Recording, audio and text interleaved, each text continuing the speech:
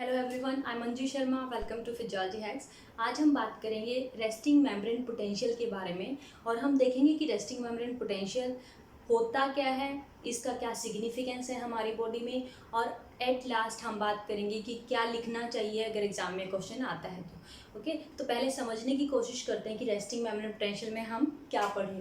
Resting membrane potential, ठीक है, इसमें हम एक तो गिब्स डनन इक्विलिब्रियम पढ़ेंगे, ठीक है, और हम पढ़ेंगे causes of resting membrane potential, आखिर क्या कॉज करता है। ओके, तो रेस्टिंग मेम्ब्रेन पोटेंशियल बेसिकली कैसे पता लगा साइंटिस्ट को, उन्होंने एक सेल के ऊपर इलेक्ट्रोड जब लगाया, मान लो ये इलेक्ट्रोड है, ठीक है, ये गैल्वेनोमीटर से कनेक्टेड है और एक और इलेक्ट्रोड है। बेसिकली इन दोनों इलेक्ट्रोड्स का पोटेंशियल डिफरेंस मेजर करेंगे, ठीक है। तो जब बाहर रखते हैं इसको तो ये डिफ्लेक्ट नहीं होता, ये जीरो पे रहता है, ठीक है। लेकिन अगर इसी इलेक्ट्रोड को हम बाहर ना रख के अंदर इंसर्ट करते हैं, सेल रेस्टिंग कंडीशन में है तब, तो ये जो है ये नेगेटिव डिफ्लेक्ट करता है। अगर इसी चीज़ को हम प्लॉट करें तो ये जो ग्राफ है ये कुछ ऐसा होगा कि पहले रेस्टिंग पे चल रहा है, जैसे ही इलेक्ट्रोड इंसर्ट किया ये सडनली ड्रॉप आउट होता है। ये जो है ये जीरो पोटेंशियल है, ये जो है ये अराउंड -70 पे ड्रॉप आउट होता है। इसका मीनिंग क्या है हमारे लिए कि सेल जो है वो बाहर के कंपैरिजन में स्लाइटली नेगेटिव चार्ज है और बाहर पॉजिटिव है slightly as compare to negative, ठीक है। तो इस तरीके से मेम्ब्रेन जो है वो चार्ज को सेपरेट करती है और इनसाइड इज बिट नेगेटिव, ठीक है। तो ये जो नेगेटिव पोटेंशियल है बाहर के कंपैरिजन में, इसको हम बोलते हैं रेस्टिंग मेम्ब्रेन पोटेंशियल। ओके, तो अब ये कॉन्सेप्ट कहाँ से आया हमें वो जानना है पहले। समझ आया, रेस्टिंग मेम्ब्रेन पोटेंशियल मतलब इनसाइड नेगेटिव है। ओके, तो चलो देखते हैं हम आखिर ये हुआ कैसे। इस चीज़ को एक्सप्लेन करने के लिए गिब्स डनन ने एक इक्वेशन दी थी। तो इक्वेशन नहीं, हम यहाँ मीनिंग पढ़ेंगे गिब्स डनन इक्विलिब्रियम होता क्या है बेसिकली। तो अगर हम मान लो बहुत सारे चार्ज हैं इकट्ठे पड़े हैं, ठीक है, तो ये बेसिकली चार्ज मूव करते रहेंगे आपस में, लेकिन अगर इसके यहाँ हम कोई मेम्ब्रेन डाल दें, ठीक है, जब तक सेल मेम्ब्रेन नहीं है तब तक चार्ज ऐसे पड़े हुए हैं पॉजिटिव नेगेटिव रैंडमली, ठीक है, एनर्जी के साथ वो रोटेट कर रहे हैं। बट अगर मैं मेम्ब्रेन डाल दूँ, ठीक है, तो इन चार्ज की मूवमेंट चेंज हो जाएगी। इसका क्या मीनिंग है, चलो देख लेते हैं। फॉर एग्जाम्पल ये एक मेम्ब्रेन है, ठीक है, this is a semi permeable membrane. Semi permeable, इसका क्या मतलब है कि हर चीज़ क्रॉस नहीं कर सकती, ये कुछ चीज़ों को क्रॉस करने देती है और कुछ को नहीं करने देती, सेमी परमेबल, राइट। अब इसके दोनों तरफ मान लो यहाँ पे ए सॉल्यूशन है, यहाँ पे बी सॉल्यूशन है, समझ आया। तो बेसिकली होता क्या है, जब भी सेमी परमेबल मेम्ब्रेन के अराउंड चार्जेस होते हैं तो वो क्या करेंगे, मान लो पॉजिटिव चार्ज है, ठीक है, 1 2 3 4 पॉजिटिव चार्ज हैं, ए पॉजिटिव, ठीक है। और हमेशा एक सॉल्यूशन में एक सेल में आउटसाइड या इनसाइड जितना पॉजिटिव चार्ज होगा उतना ही नेगेटिव चार्ज होगा, 1 2 3 4 तो नेगेटिव चार्ज, समझ आया। तो कैटाइंस और एनाइंस हमेशा सॉल्यूशन में इक्वल होते हैं, चार्ज जो है वो इक्वल होगा, एक जगह पे वो न्यूट्रल होगा। सेम दूसरे सॉल्यूशन में देखें 1 2 3 4 5, तो बी पॉजिटिव 5 है और बी नेगेटिव 5 है, तो बेसिकली ये दोनों इक्वल होंगे तभी वो जो सॉल्यूशन है वो स्टेबल होगा, न्यूट्रल होगा, ठीक है। तो अल्टीमेटली चार्ज न्यूट्रल है। लेकिन अगर वो सेमी परमेबल मेम्ब्रेन से डिवाइड है और ये जो चार्ज हैं ये उस मेम्ब्रेन को क्रॉस कर सकते हैं, राइट। तो आप देख रहे हो यहाँ पे पॉजिटिव चार्ज 5 है, यहाँ पे 4 है, ठीक है। तो एक टेंडेंसी रहेगी कि एक चार्ज जो है वो उधर ट्रांसफर हो, तो बेसिकली इक्वल होने के लिए। तो जहाँ चार्ज ज़्यादा होगा वो हाई कॉन्सेंट्रेशन से लो कॉन्सेंट्रेशन की तरफ जाने की कोशिश करेगा, समझ आया इस बात को। तो इसको हम बोलते हैं कॉन्सेंट्रेशन ग्रेडियंट। कॉन्सेंट्रेशन ग्रेडियंट बन जाता है चार्जेस के बीच ट्रांसफर करने के लिए, ताकि अल्टीमेटली कॉन्सेंट्रेशन इक्वल हो सके, प्रोवाइडेड वो चार्ज उस मेम्ब्रेन से क्रॉस हो सकता है, ठीक है। या फिर मैं कहूँ this membrane is permeable to that charge, okay, same negative charge के लिए रहेगा, समझ आया। लेकिन जब ये कॉन्सेंट्रेशन ग्रेडियंट उसे वापस ले जाने की कोशिश करेगा, अब मान लो एक पॉजिटिव चार्ज यहाँ से वहाँ चला गया तो यहाँ की न्यूट्रलिटी इम्बैलेंस हो जाएगी। क्यों? क्योंकि यहाँ पे 5 पॉजिटिव चार्ज थे और 5 नेगेटिव चार्ज थे, न्यूट्रल था। अब एक पॉजिटिव चार्ज अगर उधर चला गया तो वो इम्बैलेंस हो गया। इसीलिए एक फोर्स जो है इसको अपोज करने की कोशिश करेगा, इसी चीज को, कॉन्सेंट्रेशन ग्रेडियंट को अपोज करने की कोशिश करेगा। समझ रहे हो? एक कॉन्सेंट्रेशन डिफरेंस है अक्रॉस द मेम्ब्रेन, ठीक है। अब उसके लिए एक फोर्स है जो उस कॉन्सेंट्रेशन को इक्वल करने की कोशिश करेगा, वो होता है कॉन्सेंट्रेशन ग्रेडियंट। लेकिन अगर कॉन्सेंट्रेशन ग्रेडियंट मैनेज करने के लिए चार्ज मूव होता है, ठीक है, तो एक फोर्स होगा जो उसे ब्रिंग बैक करने की कोशिश करेगा ताकि सॉल्यूशन की जो न्यूट्रलिटी है वो मेंटेन रहे। समझ आया? तो इस अपोजिट फोर्स को जो है हम बोलेंगे इलेक्ट्रिकल ग्रेडियंट। इलेक्ट्रिकल ग्रेडियंट, तो समझ आया? कंसंट्रेशन ग्रेडियंट उस तरफ जा रहा है, इलेक्ट्रिकल ग्रेडियंट इस तरफ आ रहा है।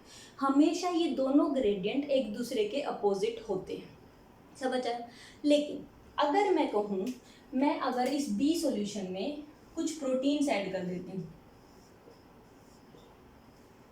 तो क्या आपको लगता है चीज सेम रहेगी? नहीं। क्यों? क्योंकि नेगेटिव चार्ज ऐड हो गया। अब नेगेटिव चार्ज यहाँ 5 और 4 9 हो गए हैं। अब इसका सॉल्यूशन क्या है? या तो यहाँ 4 और पॉजिटिव चार्ज वहां से आए, है ना, तभी न्यूट्रल हो सकता है, या फिर ये कुछ नेगेटिव चार्ज जो कि ये परमेबल नेगेटिव चार्ज जो हैं ये उधर ट्रांसफर हो। तो समझ रहे हो? या तो पॉजिटिव चार्ज को ये ड्रैग करने की कोशिश करेगा या फिर नेगेटिव चार्ज को बाहर फेंकने की कोशिश करेगा। तो समझ आया? तो बेसिकली प्रोटीन जो है वो सेल में बनते रहते हैं, इसीलिए ये कंडीशन हमेशा सेल में आती रहती है। तो जब भी प्रोटीन्स बनते हैं सेल में तो वो बेसिकली कंप्लीट कॉन्सेंट्रेशन ग्रेडियंट और इलेक्ट्रिकल ग्रेडियंट को इन्फ्लुएंस करते हैं, ठीक है। तो adding a protein will influence the charge movement into solution and across the membrane. समझ आया? तो इसे बोलते हैं हम गिब्स डनन इफेक्ट। गिब्स डनन इफेक्ट, ठीक है। गिब्स डनन इफेक्ट बोलते हैं हम इसको, कि अगर प्रोटीन को ऐड कर दिया जाए तो वो इन्फ्लुएंस करेगा दूसरे चार्जेस की मूवमेंट को, ठीक है। अब इसको अगर मैं एक और तरीके से कहूँ इसी सेम चीज को, तो अल्टीमेटली चार्ज मूव होंगे। तो सॉल्यूशन क्या निकलेगा इस चीज का, कि कुछ आयंस उधर चले जाएंगे, कुछ आयंस इधर चले जाएंगे। तो अल्टीमेटली या तो 4 पॉजिटिव यहाँ जाएंगे या फिर अल्टीमेटली यहाँ 5 अगर हैं, 5 पॉजिटिव हैं तो ये 5 रहेंगे, तो 4 तो प्रोटीन रहेंगे, इसका मतलब 4 क्लोराइड उधर शिफ्ट हो जाएंगे, फिर वहाँ इम्बैलेंस हो जाएगा। तो अल्टीमेटली इलेक्ट्रिकल ग्रेडियंट फिर से मूव होगा ताकि जो मेन चार्ज है, जो टोटल चार्ज है वो बैलेंस रहे। तो इक्विलिब्रियम कब मेंटेन होगा? एक इक्विलिब्रियम होगा तभी जो है हमारा अक्रॉस मेम्ब्रेन जो है चार्जेस स्टेबल होंगे। अब उसका क्या मतलब है? इक्विलिब्रियम क्या होता है? when the concentration gradient कौन सा था? जो नंबर ऑफ चार्ज पे डिपेंड करता है, becomes equal to which gradient? Electrical gradient, ठीक है। तो अल्टीमेटली इस बात का क्या मीनिंग है मैंने जो अभी बोली है, कि concentration of inside minus concentration of outside should be equal to electrical gradient, यानी equilibrium of inside minus equilibrium of outside, ठीक है। तो इक्विलिब्रियम होना चाहिए, उसको हम शो करते हैं इक्विलिब्रियम ऑफ रिस्पेक्टिव आयन। मतलब इक्विलिब्रियम तब मेंटेन होगा जब ये दोनों ग्रेडियंट एक दूसरे को नलिफाई करेंगे, एक दूसरे के इक्वल हो जाएंगे, तब बनेगा इक्विलिब्रियम, जिसे हम बोलते हैं गिब्स डनन इक्विलिब्रियम, ठीक है। समझ आया? अब ये चीज बेसिकली इसी चीज से हमने एक इक्वेशन ड्राइव की है ताकि हम पता कर सकें कि हर आयन एक सेमी परमेबल मेम्ब्रेन से अगर वो क्रॉस हो सकता है, for example sodium ion, potassium ion, ठीक है, जब ये सेमी परमेबल मेम्ब्रेन से क्रॉस हो सकता है तो आखिर इक्विलिब्रियम पोटेंशियल उसका कितना होगा, किस पोटेंशियल पे उस आयन का कॉन्सेंट्रेशन ग्रेडियंट और इलेक्ट्रिकल ग्रेडियंट इक्वल होगा, ठीक है। तो ये जो कॉन्सेप्ट है ये दिया था नर्स्ट ने, नर्स्ट इक्वेशन, ठीक है, नर्स्ट इक्वेशन, जिसने ये कॉन्सेप्ट दिया था कि कौन सा आयन कितना कंट्रीब्यूट कर रहा है बेसिकली रेस्टिंग मेम्ब्रेन पोटेंशियल के लिए। तो ये गिब्स डनन इक्विलिब्रियम से ही नर्स्ट को आइडिया लगा था कि कैसे हम ड्राइव कर सकते हैं कि एक आयन कितना कंट्रीब्यूट कर रहा है।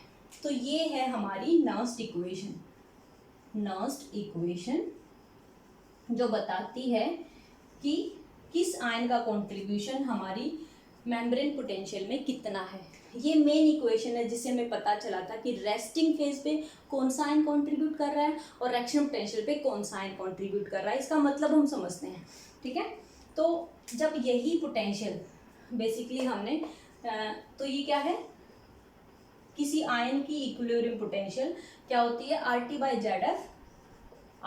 जेड एफ, ठीक है, natural log of concentration of that ion से potassium inside bye potassium outside. तो ये इक्विलिब्रियम पोटेंशियल नर्स्ट इक्वेशन जब हमने ड्राइव की, ये कुछ कांस्टेंट होते हैं जिसकी वैल्यू हमने डाली, तो ये आया 61.5 log 10 of potassium inside divided by potassium outside, ठीक है। तो basically potassium outside divided by potassium inside.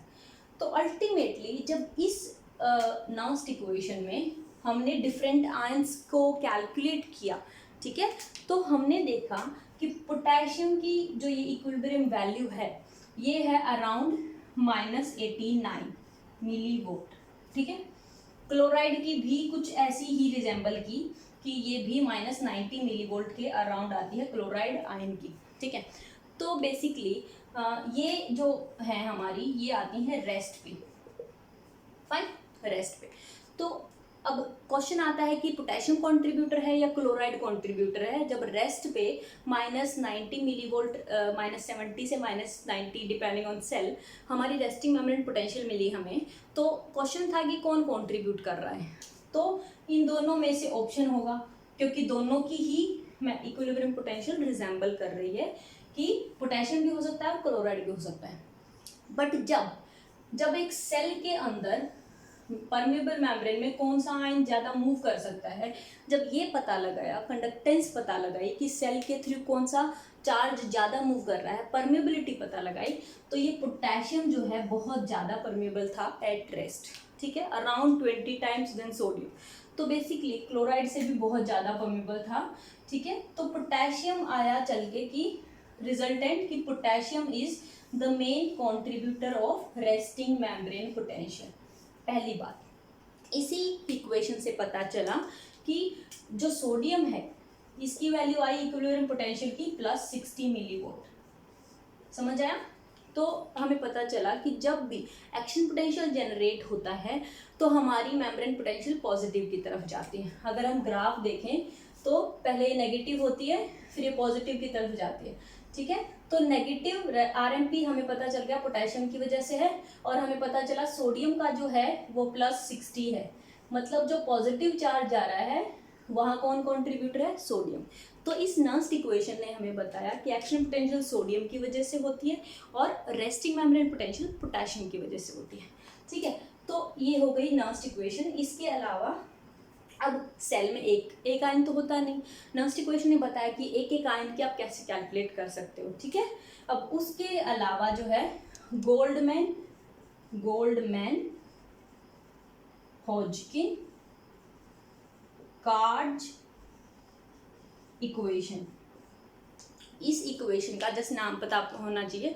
Basically क्या है कि इस इक्वेशन में बताया कि जितने भी आयन सेल के अंदर होते हैं, अगर हम उनको कांस्टेंट के साथ आउटसाइड बाय इनसाइड कॉन्सेंट्रेशन अगर हम कैलकुलेट करें तो हमें टोटल इक्विलिब्रियम पोटेंशियल आएगा हमारा at rest and action potential के दौरान, ठीक है। बेसिकली डिफरेंस सिर्फ इतना है कि नर्स्ट इक्वेशन ने एक आयन का बताया और गोल्डमैन हॉजकिन कार्ज इक्वेशन ने सब आयंस को टुगेदर रखा और रिजल्टेंट पोटेंशियल दी। इसीलिए जो है पोटेशियम कंट्रीब्यूटर है रेस्टिंग मेम्ब्रेन पोटेंशियल का, बट ये जो मेम्ब्रेन पोटेंशियल है ये रिजल्टेंट नहीं है, क्योंकि और आयंस भी कुछ कंट्रीब्यूट कर रहे हैं, ठीक है। सेल में सिर्फ पोटेशियम तो नहीं होता, ठीक है, समझ आया। तो ये तो थी कि रेस्टिंग मेम्ब्रेन पोटेंशियल और एक्शन पोटेंशियल को कैसे कैलकुलेट किया। अब लास्ट में बात करते हैं कि अगर ये क्वेश्चन आता है तो आप परफॉर्म कैसे करेंगे, ठीक है, क्या है ऐसा जो इसके अलावा आप ऐड करेंगे, राइट। तो अब कौन कौन कॉन्ट्रीब्यूट है उसे समराइज करते हैं हम। तो causes of RMP, causes of resting membrane potential बात करते हैं अब। सो फर्स्ट पॉइंट है कि चार्ज जो है, चार्ज सेपरेशन होता है रेस्टिंग फेज पे।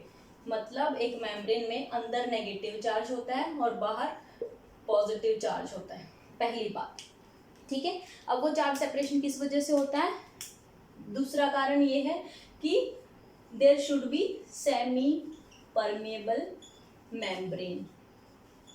यहाँ आप सेलेक्टिवली परमेबल भी लिख सकते हो, समझ आया।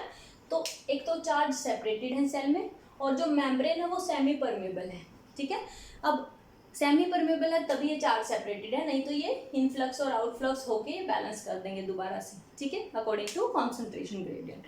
तो थर्ड जो है हमारा क्या कॉज है, potassium is the contributor, potassium contributes to RMP.